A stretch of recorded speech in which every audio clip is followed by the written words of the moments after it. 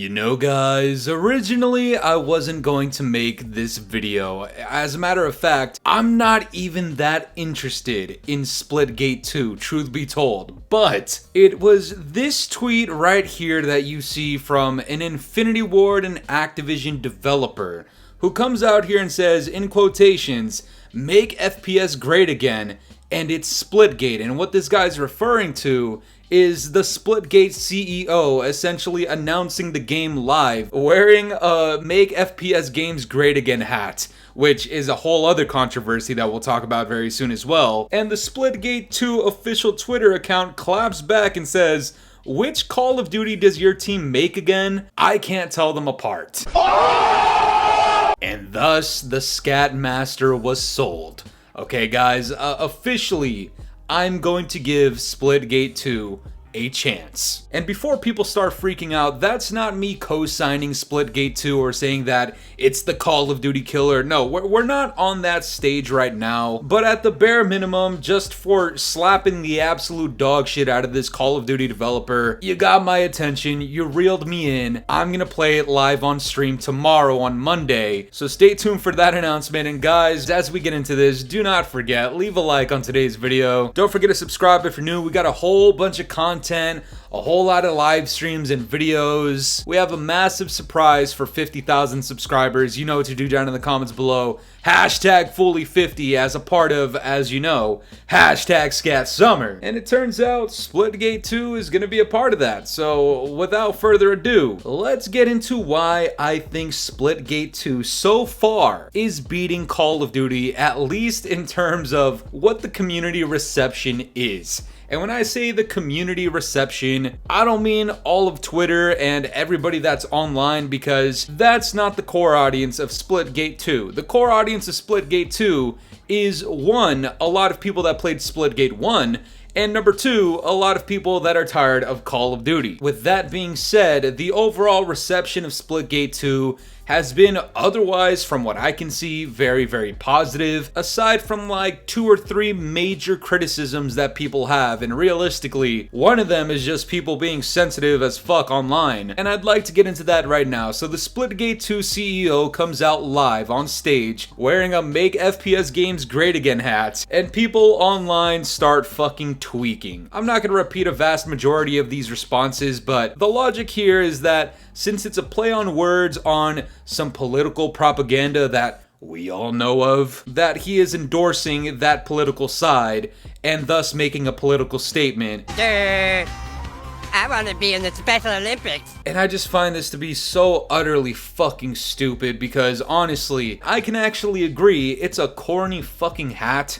Okay, at the end of the day, I don't really care if you agree with it or not. It's just corny. Similar to how so many people wear straight out of Compton shirts and merch, except instead of Compton, it's your hometown and stupid shit like that. That's the way that I view this. When it comes to a political atmosphere though, one, I'm not really gonna get into it, but if I gotta, since so many people are upset with a fucking video game over something like this that is completely and utterly unrelated, let me remind you that a lot of the people spouting this bullshit are people that are Activision fanboys and gooch lickers, which I would highly advise you to check into Activision and really take a look at what's going on. It's kind of hypocritical to get upset with this while you're endorsing and supporting Activision as a corporation. I mean, it's essentially the equivalent of having all of this Pride Month support and then still going to eat at fucking Chick-fil-A. You know what I'm saying? Like, I can get behind the message, you know, treat people correctly, this and that, whatever, but I'm still gonna go get a fucking chicken sandwich at a Chick-fil-A, man. I don't give a fuck. Now, what's interesting about this criticism is the fact that absolutely none of it has anything to do with the gameplay aspect whatsoever, but unfortunately, since there's so many sensitive people online, we gotta address it. Now, I'd like to address some actual gameplay aspects and elements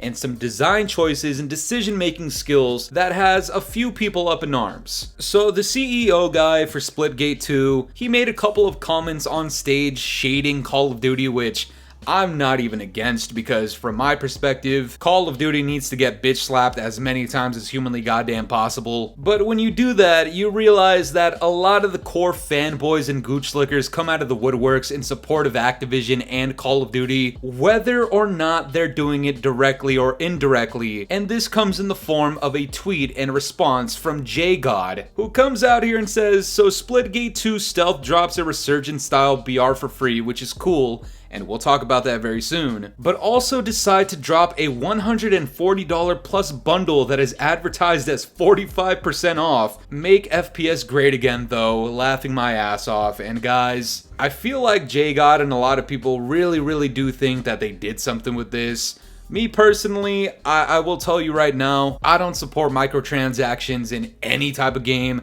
I don't care if it's free, I don't care if it's a paid game. I wouldn't give a fuck if you paid me to play the game. No, motherfucker, we got bills and shit! I'm not buying any microtransactions unless it's literally a top 3 game of all goddamn time. And we're very past those times, unfortunately. Now, the big discussion here, and this is really where I do think Call of Duty is beaten by Splitgate 2, and somebody responded very well to this and said, I see so many well-known COD players and streamers sticking with this complaint. Oh my god, there's an $80 bundle on a free-to-play game, which launched with a ton of content. But you don't hear anything when COD launches a $70 game in a buggy, nearly unplayable state, or they release a $40 or $60 pay-to-win rose skin or weapon skin. Hypocritical much? And to that point, I still kind of do give the edge to Splitgate, because it is a free-to-play game. That doesn't mean microtransactions belong. But luckily for us guys, within the day, and I truly mean this, within the same 24 hours of this criticism coming out about microtransactions and bundle prices in Splitgate 2, in very classy fashion, and something that I wish so many other development studios would do, the Splitgate CEO says they're reducing the price of many bundles in Splitgate 2 after criticism, including the $80 bundle, which was discounted from its $145. The bundle is now $40. And while I still do not agree with having microtransactions be that expensive, if it were up to me, I would probably make it somewhere between $20 and $30 max, and that's really pushing it for a free-to-play game. At least I can say that the CEO and the developer of Splitgate has already made a decision that is far more significant than anything Call of Duty's ever done. No, Call of Duty does not have a bundle for $145, but that doesn't mean there isn't a $145 worth of bullshit in the game that is nonsensical, and as far as we know, might actually give you an advantage when it comes to skill-based matchmaking, but that's a conversation for a different day. As far as I see it, this is another W for Splitgate, and it really actually shines a bigger light on Call of Duty as to why they won't ever pull a move like this, considering you have to pay for the multiplayer experience. And on top of that, there is a battle pass and a Black Cell battle pass and an event pass within that, and so many other bundles and crossovers that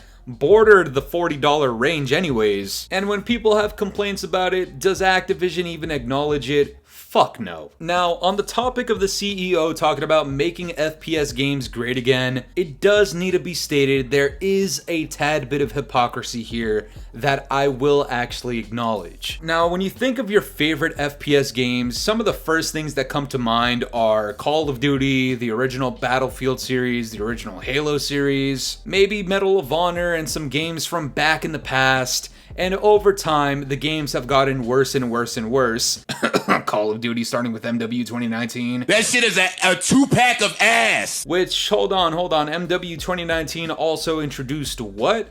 It introduced a free-to-play Battle Royale. And that is really where so many people think the FPS genre really went to shit, was because of a Battle Royale. Now, do I agree with that? Half yes, half no, but it doesn't matter. The Splitgate CEO is talking about make FPS great again, while simultaneously producing and endorsing battle royales within the genre, which to a lot of people is very confusing, but that's not like it takes anything away from Splitgate when Call of Duty literally does the exact same shit, except, in my opinion, in a worse way. But again, something that we see out of the development studio for Splitgate 2 that we don't see with Call of Duty is they actually respond to this criticism where somebody out here said, didn't you want to make FPS great again?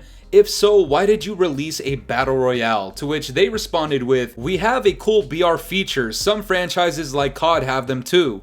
We also have a full-fledged arena game, also like COD, but ours is free. So even though I can knock them a couple of points for endorsing and creating a BR in the first place, they're still on the same level as what Call of Duty is doing, where they have a BR, but they also have the actual multiplayer mode, except like they said, theirs is free to play, and that is something I can get behind right here in the big 2025. I mean, imagine paying actual money for a fucking FPS game, especially when microtransactions are as big as they are, which is also something that has been addressed with these developers. So once again, I kind of have the upper hand going to Splitgate 2 in this scenario. Now, with all of that being said, I still need to acknowledge something even bigger, and that's the fact that this is a Call of Duty channel, and obviously I'm gonna stick to COD. That's just the way it's gonna go down. It doesn't matter if I hate the game, if I play the game every goddamn day, if I endorse and publicize all of these bundles that I'm buying,